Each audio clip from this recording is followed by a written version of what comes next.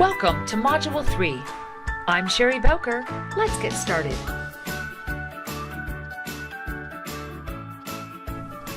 Welcome back, everyone. Well, this is it. Module 3 for our Revit Planning Essentials course together. I hope that you've enjoyed it thus far.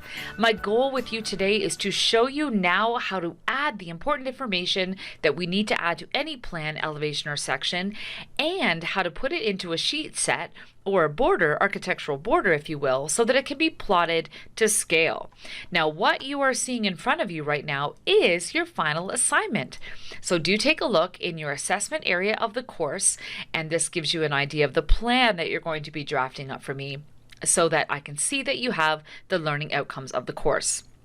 Now, to start, we're going to be looking at some of the symbols that exist in Revit and hopefully help to understand those a little bit more. You've noticed these little boxes that have been sitting on our screen the whole time, and no matter what you're working on right now, take a look and see if you can find those. Click on them, one or more of them, and you'll see that that is essentially an elevation. So we know that in Revit, when I click on something over in my properties palette, it tells me what that object is. The same is true for our elevation symbol. Now, this is a building elevation symbol.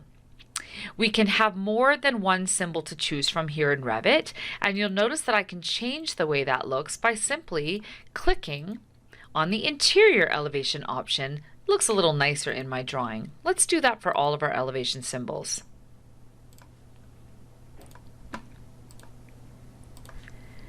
And even though that is an interior elevation symbol, it just has more of an elevation look altogether. Now, here's how this works.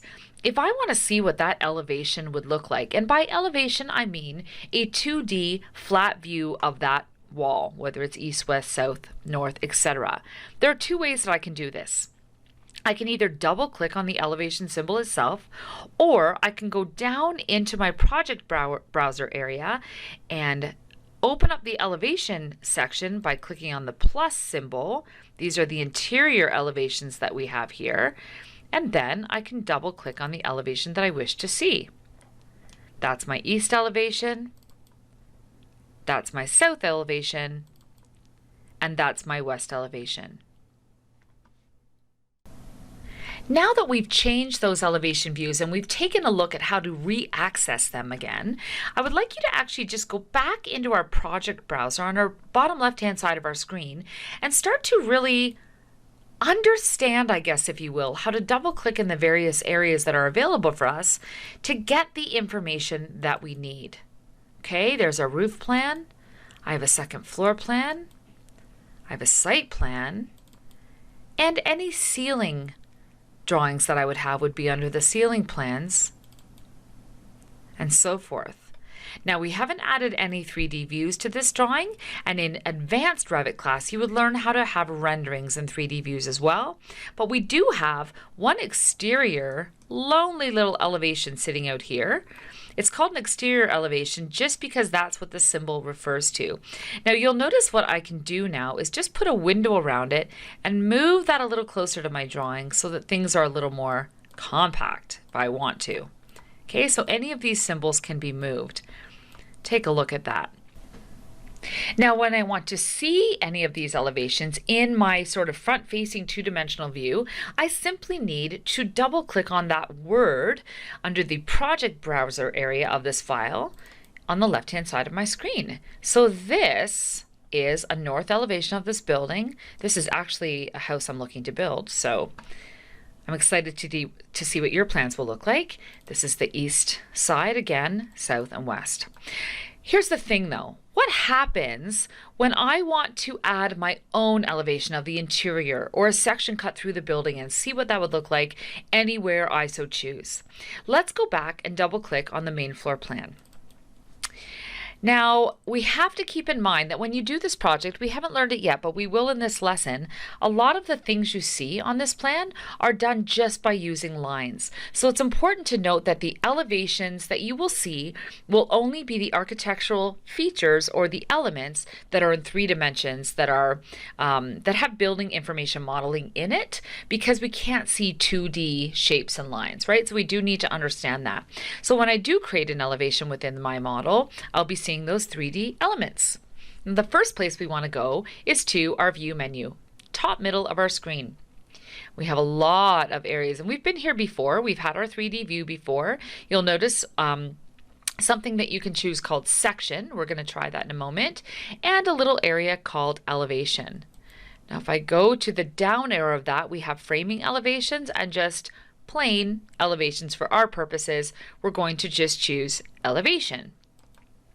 Once I click on that, Revit wants to know where I would like to place this. And so we hover over the areas in our drawing, and it basically tries to point in a certain direction to give us the elevation we're looking for. Why don't we try an elevation of the front door? Click. Maybe one of the stairs. I'm going to place that there and click. Now I will go back through and try to select that elevation, change it out to look like an interior elevation symbol for both of them. And you'll notice that for each of these elevations, there's no real number. There's no symbol inside. It seems like nonsensical to a CAD user. Why doesn't it tell me where that will be? Well, that's coming. That has to do with the sheet set we put it. So the beautiful part of Revit is that once I set up some sheets or some title blocks for this drawing, and I place that elevation in a title block, all of my symbols are up to date, and they will actually automatically number themselves later on. You will see how exciting that is. Now, let's take a look at my elevation symbols now down here. You'll see that I've got an elevation called elevation 1A, this one, and another elevation called elevation 2A, which is this one. And so I could double click on either of those to see, or I could just click inside of the elevation, and I might call this something else. West view. And this one I'm going to call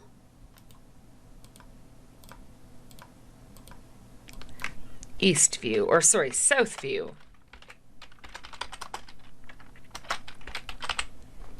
And I can rename them. And I should probably be careful with my spelling here.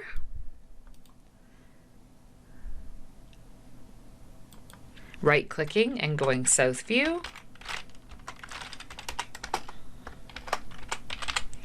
And then click off of the screen. Okay, so when I'm ready to see it, let's see what we have here. We have our east, okay, south, south view. Now, in the south view, I'm getting a side view of the stairs, and I just get kind of this close-up of the stairs, right? So that's fine, but what if I want to see more of that area? There is a window that sits around these elevations that allows us to expand that area of the elevation to see more of the building in either direction. So in this elevation, I'm getting a cut through of that curtain wall or glass, getting a side elevation of the stair and how it turns and goes up to the loft area. And I see that as well as the stairs going to the basement. That one is a pretty decent elevation, and I'm going to keep it like that. Let's double click on the other elevation that we created by double clicking on the words to the left. This is a west elevation. Again, let's adjust our view clip, I guess it would be our clipping plane here, to just adjust how much of this building we're going to see, right? We can cut it off wherever we like. And that's what I love about this. I can see as little or as much as I want. Gonna go in that direction, over here. The other thing to note is that I can also view or hide whatever I want. So again, if these little elevation markers are in my way and I don't want to see them in the elevation, I can go down to my visibility settings where the glasses are and choose hide category, right? To get a nice clean elevation view. Now you'll notice in the notes that I provided that have been posted in canvas for module 3, I'm suggesting that you close Revit down at this point and reopen Revit to start a brand new file that you'll see in the sample projects area. This one, as the example I have in the PDF notes, is called Sample Architecture Project. So that will be the example that you see for 3 pages. However, it is not mandatory that you use that file to see your sectional views. You are more than welcome to just use the file that you're working on to kind of proceed with the remainder of this section for section views. So what I'd like everyone to do is either pause the video now and open that file, or double click in the main floor plan again and continue to work. This can be any floor plan that you wish to draw, okay, with any number of objects in it. So that could just take a few minutes to catch up on that. Now, a section cut under the View menu is a lot like an elevation, but it naturally cuts the building into 2. Okay, so it allows us to cut a specific area of a wall, cut through that and look in one direction or the other, and it helps us to get even more building information as we need it. So we simply need to click on the word section. At this point, we have to actually cut our drawing. So what I'm going to do is I'm going to click once on the left, hover my mouse, and click once on the right. What happens here is you'll see a line go through the drawing, a little bit of a view plane here happening above, and the arrow which points up, or in this case, I'm trying to think which direction I'm looking here. I guess that would be south as far as it looks like here from my elevation symbols. Now, even with this section cut, I can change its direction simply by clicking on these little arrows right here. So that's a nice little easy way to change the direction of your section. So I will let you choose how you want to go ahead and create that section cut through your drawing. But once I've added that, the beautiful part of this is if I go down to the left-hand side where my project browser is, there's a section called Sections, if you will. All right. So if I click on the plus arrow, there's something now that says section 1, and that's what this section is right here. Let's go ahead and rename that again by right-clicking on it, and let's call this South View, or whichever view it is that you chose. All right? You can really rename it any single thing you like. And we'll just leave the 1 for now, and let's double-click on that South View section. And there is our section cut. We literally have cut through the house in that area. We could add extra notes and dimensions as well. We've got all of our other sort of elevation symbols and grid markers and so forth on it as well, which may or may not be helpful, but we definitely get a cut through of the building as we drew it. Okay, now I'm going to go ahead again and hide my grid markers. I'm going to hide that category because I find it makes it a little messy, and I have a pretty decent section view cut through. Okay, let's take another look at something that is very, very useful when we're working with Revit and we want to have different plans show different things through some of the annotation that we'll be learning shortly. Okay, so let's go back and double click on where it says the main floor plan. Now you'll notice in this plan I've got all my elevation symbols and maybe I don't have my grid markers and so forth. So what happens if I want to have one plan that's for the client and one plan that's for the contractor or something like that, right? Then maybe I want to have some things hidden on one plan and some things showing on another plan or whatever. So what would I do? Well, I'm going to right click where it says main floor and I'm going to say duplicate the view. So I can duplicate just simply, I can duplicate with some of the detailing, or I could duplicate as a dependent. We're going to go ahead and just do a simple duplication here in this course. And you'll see that I get a main floor copy of my original. All right. You'll notice it doesn't have all of the furniture on it because that furniture I drew using lines that only belong to that floor plan copy. So possibly in this copy, I could have some different lines. I could have some different annotation, maybe showing where the beams are going to sit, or maybe I want to hide the elevation symbols in this one, right? I can sort of hide that category and also hide this category. So what happens, and this is the beautiful part about Revit, in AutoCAD, I'm just going to hide this category as well. In AutoCAD, you always have to kind of redraw things or really work with layers. Whereas in Revit, I can take a basic shell, duplicate that shell, duplicate that plan in some way, and begin to draw other things on it that might sort of stand independent from the original. So I want to be careful when I'm doing that I do rename that plan, and maybe I'll call this main floor structure, something like that.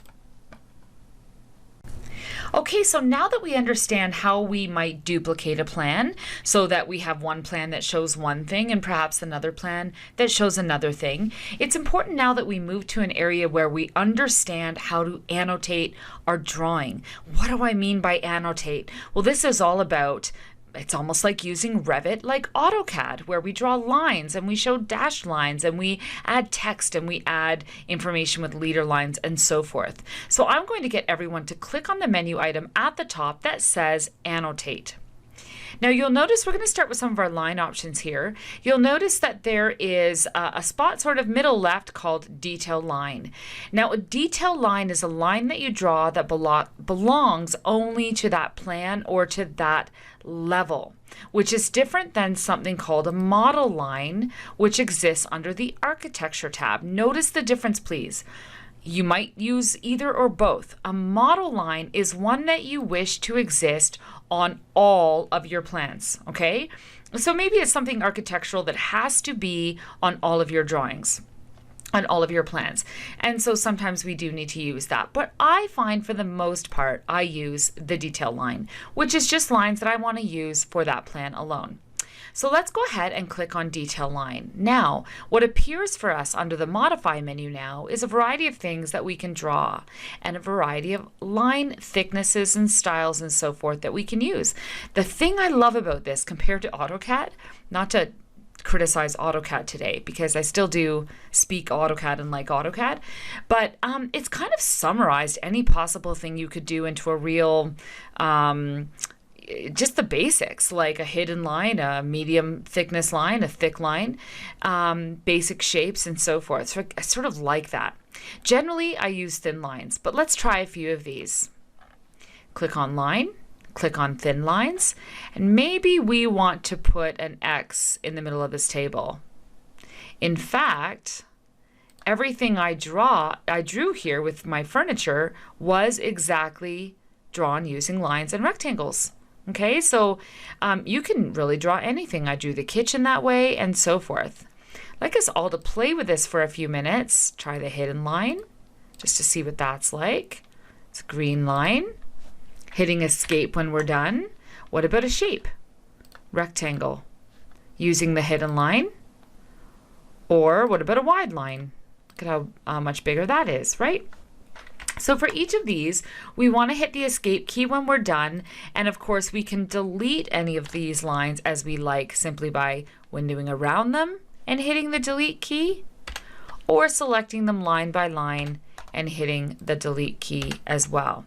Now, one thing I want to show you while we're in this area of lines is that if I have a whole series of lines together that I want to be a thing, an object, a table, right? I don't want it to stay as 4 separate lines. Well, I can grab all of those by holding down my left mouse and putting a window around that group of objects. And once I do that, what appears for me under the Modify menu is a little symbol right here. It's got a little orange yellow star in it, it looks like, and it's a Create Group button. So I can take that series of lines, click on Create Group, give it a name, and now I have a group of items that I can move, like so. I can Control C, Control V, and have a copy of it somewhere, and so on and so forth. Now let's take a look at some of the other options that we have under the Annotate menu. Some pretty exciting options if I do say so. We know that we must dimension a drawing, right? Of course, of course. And so you'll notice that we have a variety of types of dimensions that are available to us within Revit. I tend to use the aligned one because it basically takes any 2 parallel walls or structures and it will create a dimension between those 2.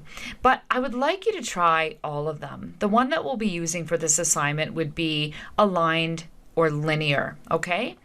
To do a dimension in Revit, we simply need to tell it we want to do a dimension. So I just clicked on the word align. And then I have to choose between 2 points and click both points and then hover my dimension and place it. I'm going to show you that one more time. If I want a dimension between here and here, I click, I hover, I click, and I hover out to the right until I want to place my dimension there. Now, if you recall from lesson number 2, I believe, if I don't want that dimension to start in the center, I can click the tab key to have it start from a different location. And it just toggles through my options and gives me different locations for starting or to end my dimension setting. Okay, so let's try that in a couple ways. I want to go do a dimension from here to here, but I don't want it to go to the center of the wall. I'm going to hit Tab, click the edge, and the other edge and place the dimension. Now, many students ask me, how do I get rid of these awful fractions? And I will say, they're kind of awful fractions there. I don't think any builder wants to build that wall out at 25'3" and 15/16 of an inch. And so we have that to work with, all right? Now, here's the thing about Revit. We either have to physically move the object, hit our arrow keys to correct the dimension. That's one way to do it. We just make sure that the walls are accurate before we dimension them, right? Or we make sure that they're accurate even after we dimension it. You can see that I'm continuing to, with an error by the way, continuing to move that wall down a little bit. But the other thing that we can do is double click on the dimension where it allows us to edit the dimension. Here's the trick though. It doesn't really let us just type in a new number. It lets us type it to an extent. So I'm going to write 7 inches, doing this with one hand, bear with me. And then it wants text from us. So I'm going to put the plus or minus symbol, 25'7" plus or minus, as my new text. Apply. Or I should have even put 8 as I look at rounding that up. There we go. Apply and say OK. And there's my new text. Okay, so dimensions are quite easy. What I would like you to do is just play around with adding a few dimensions to the drawing.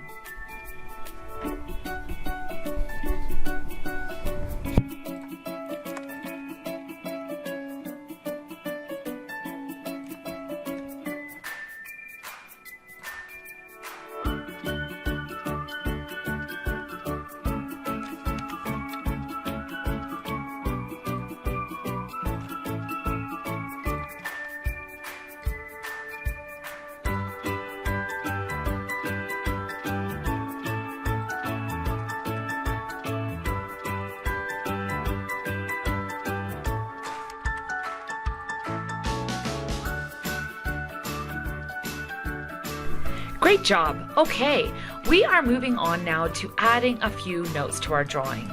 Things like room names or whatever it is that you're working on, we can definitely add text to this drawing under the Annotate menu. So you will see almost smack dab in the middle an area that says text. Let's click it.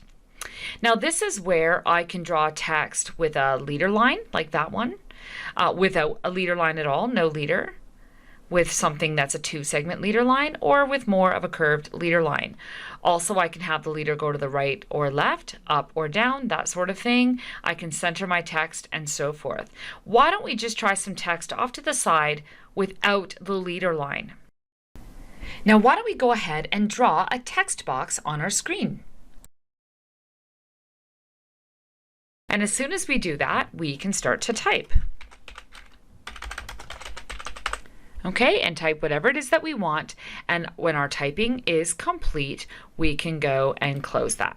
All right, so you will notice that with that text that I've added, it also has a property. And so right now that text is sitting at, for me anyways, 3/32 of an inch in Arial style. The other text that's available here is a larger text, which fits a larger scaled drawing at 1/4 inch Arial. So let's keep it at 3/32 for now. I think that's working. And what I'd like you to do is to try the different kinds of text with the different kinds of leader lines. And I will just type my name and close. So for each of those, give that a shot and just get a feel for placing text on your drawing and even working within the Edit Type button for the size of the text, how the leader looks, and what the text size is. Okay, we're moving now to the final section of this module and of this course, and we're going to be talking about how to take this drawing and then actually plot it to scale to be able to be printed or something that I can have for reference that's on a scaled title block or sheet set. So take a look at your project browser on the bottom left-hand side of your screen where it says Sheets. Okay, the first thing we're going to do is click once on Sheets and then right-click on the word Sheets and select New Sheet. I'm going to save the project. Now, there is a default sheet here that we have to be aware of. It's a size E. It's very, very large. That would be an engineering size of paper. And so something to be aware of in the world of architecture. A size A is 8.5 by 11. A size B is 11 by 17. A size C is 24 by 18. And a size D is 36 by 24. So what I would like us to do is put this onto something that, generally speaking, we can print, okay? So we have to look for more sheets that we can choose from. So we're going to click on the button that says Load. Now, in here, in this area of all these files that exist within Revit, there will be a spot that says title blocks. Just double click. Let me see if I have other title blocks outside of Canada. I'm going to look at my generic menu. Nope, I have none. You might have some title blocks in your generic menu, but I don't think they loaded when I downloaded Revit for mine. So I'm just going to go to the title blocks here, and I'm going to go just into a size A2. Okay, the bigger the number, the bigger the title block is. This is in metric, but I'm going to have to work with it because that's what I have here. And so I'm going to open that, and I'm going to choose it. And I'm going to say OK.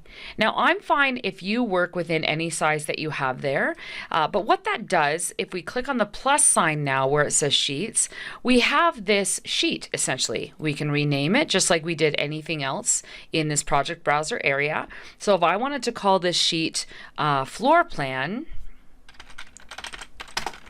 I could certainly do that, okay? Like so. Now, in here, we can really edit this title block by clicking in the areas where there is text. So if I want to change where it says owner, I could put something else there, or the project name, I could add any name to the project that I'd like, my own name, and so on and so forth. But if there's text that doesn't edit once by clicking on it, then we want to double click on that. And if we double click on that, what that does is it opens up the actual family of the title block where now we can change anything it says, right? So it's basically getting to the original file of the sheet and changing the foundational elements of the sheet. Then we can go in and we can change the text and we can do whatever we want. When we're done doing everything we want to this title block, we can say load into project and close. And we will say, yes, we want to save it. And it already exists. And yes, we will replace the existing file, right? I didn't make any changes to it, but I'm going to overwrite the existing version. And that's what you need to do if you're making changes to a sheet set that's already its own component or family, it's called in Revit. Now at this point, this is where it gets very interesting. To get a floor plan onto a sheet set, you simply have to drag it from the project browser. So if I have my sheets open, there's my floor plan sheet, there's my main floor plan. I'm going to click on that once, drag it down on my page until it's on floor plan and drop it off. And here it is. I'm going to do that a couple times for you. All right, there it is. Now notice how when I dragged this plan into my sheet set, it's a little bit small for the sheet set, as well as it's got this like border around it. It's really big and it's hard to move because of that and so forth. And I've got this title text down here that I want to move. We're going to talk about that next to clean this up before I plot it.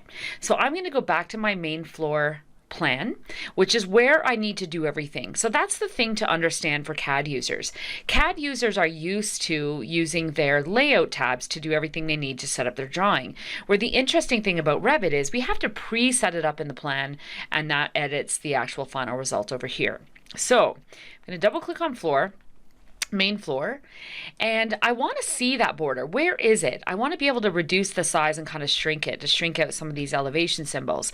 So if you go down to the bottom of your screen, there's a little spot that's got a blue square and a kind of a gray light bulb in it that says show crop region.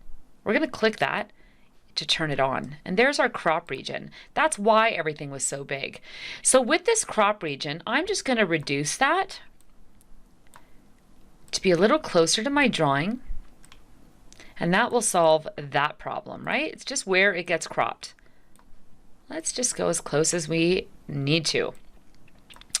The other thing to be aware of in this area is at the bottom left-hand side of your actual workspace, it's telling me the scale of this plan. Now, it's not really the scale yet until we put it into the sheet set, but this is important because when we update the scale, the sheet set updates. So let's make this just a little bit bigger, just a little. Why don't we try 3/16 of an inch?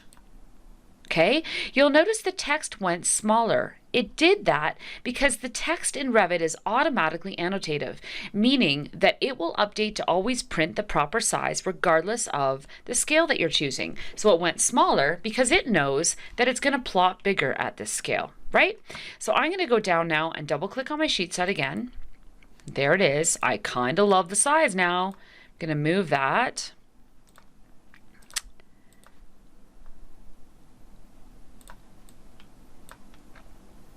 See my crop region, and I'm going to go back to my main floor plan, and I'm going to go back and turn off my crop region.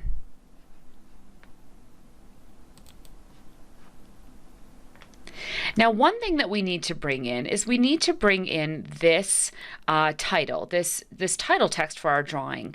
And so the way you want to select this, if we get a little bit closer to it, is we want to window select it from the bottom right. That helps us to change some of the components about it a little better. And it does matter how you select it, strangely.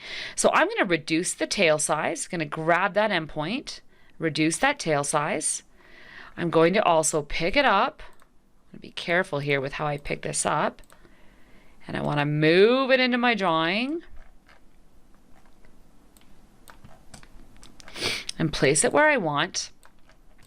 And what you'll notice is it automatically puts the information about the plan onto it. So I could change this if I wanted, but what it bases itself on, which is kind of handy, is whatever it's called in my project browser, and whatever scale I've set in the plan, it automatically shows that for me.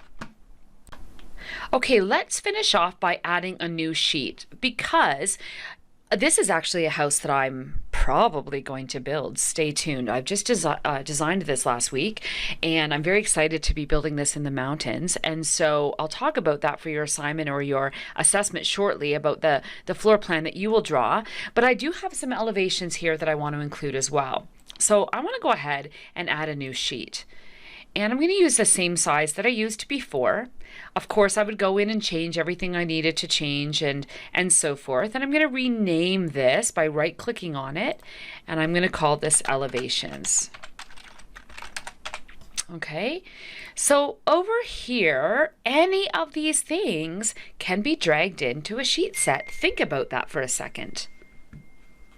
So if I actually go to the east elevation, that's the building elevation. There's no 3D views that I have. Let me see. Here is, there's a north elevation. Okay. With that north elevation, I'm going to go ahead and hide this element because I don't want to show that on my sheet set. I'm going to hide the category. Just want to bring in this. And in reality, I probably would add a few little text elements to it, or maybe a dimension or something. Obviously, I would add some stuff to it. some text, and so forth. I would put some information on it, in other words. I might even show this in a different way. If you actually go down to the bottom of your screen, I've been working in hidden line style, but there's other different ways you can show any of these drawings. One of them is called realistic. Trust me when I say it's not realistic, but it shows materials. I could do shaded. Could change my line thicknesses and so forth, and change the graphic display options, just to let you know. But I'll stick with hidden line. Okay, it sounds good. And I'm going to take that north drawing and I'm going to throw it in to the elevation sheet set. Here it is. How cool, how cool. Let's do one more. Let's go south. That's all right. Is that south? Got my drawing oriented the wrong way. Okay, let's take the south one. I'm going to take south. I'm going to drag it into my elevation sheet set. I think I'm confusing my Revit. There we go. Let's see. There. Okay, bring it in. Cool. Now, of course, I forgot to turn off my levels. I don't like those. Go back in. Hide the category. Better. Let's take a look now. Okay, and the same thing applies. I want to go ahead, reduce this tail of this, move this into place. Great. Same with this one. Window select it, reduce the tail, line it up. And there you have it. So now how do you print this then? So in this sheet set, I've got the scale is correct. I've got the drawing placed where I want it to be. My title block is correct. I'm going to go now to File and to Print. Do make sure you're saving your drawing regularly, by the way. And then I'll select Print. And what I like to do is print it to a PDF to start, and then I could send it to the printer after. So make sure if you have a PDF, it basically takes the sheet set and it prints it to the size it already is. So it's pretty easy to do. But here's the part we need to be aware of. I think it defaults to say print range current window. And we want to be careful of that because Revit will try to print everything in your file. And that can be hours and it can freeze and so forth. And we don't want to do that. So what I want to do is I want to choose sheet by sheet what to print. So I'm going to select Selected Views Sheets, then choose Select, and I'm going to look for the one called, this one's called Floor Plan Unnamed, right? That's what it's called. So be really careful with what that's called. And I'm going to say OK. And I am going to save these settings and I'll call it Floor Plan. Doesn't really matter what you call it. It's just how organized you want to be, of course. And we're going to say OK. You'll notice then that it wants to know where to save this PDF. So we're basically printing it as a PDF. That's how Revit and CAD see it. So don't forget that part because oftentimes students will go into Save As. How do I save it as a PDF? Well, you have to print it as a PDF. So as soon as I tell it where I want it to save, I guess, if you will, that sheet set will be plotted for me and it will be waiting for me on my desktop. And here it is. The PDF. Now, to finalize this class, take a look at the assessment for this course. The floor plan that I'm giving you looks almost like this. It's a little bit of a larger version than this. It's covered in dimensions, and it's basically a home floor plan. And so you will receive the floor plan and a couple of elevations, and I would like you to produce 2 sheet sets for me. But I want you to have fun with it and change it up a little, make it your own. Basically, I do want you to use some annotation for furniture. I want you to draw the walls essentially as I have them to approximately the same size as I have them, but you are absolutely fine to make it your own. And I think that's important because there's a lot of learning in creativity.